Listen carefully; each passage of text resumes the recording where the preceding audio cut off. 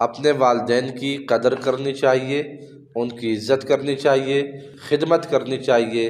والدین کے سامنے تو اللہ رب العزت کے فرمان کے مطابق کلمہ اف بھی نہیں کہنا چاہیے۔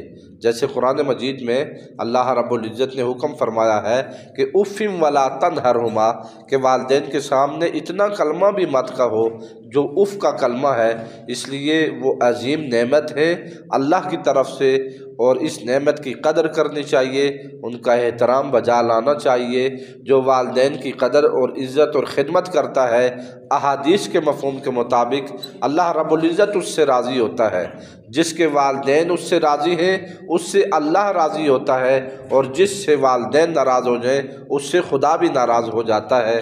اور پھر حضور علیہ السلام نے ہلاکت کے کلمات ارشاد فرمائے ہیں اس شخص کے لیے جو اپنے بوڑھے والدین کو پائے اور پھر ان کی خدمت کر کے جنت حاصل نہ کر سکے۔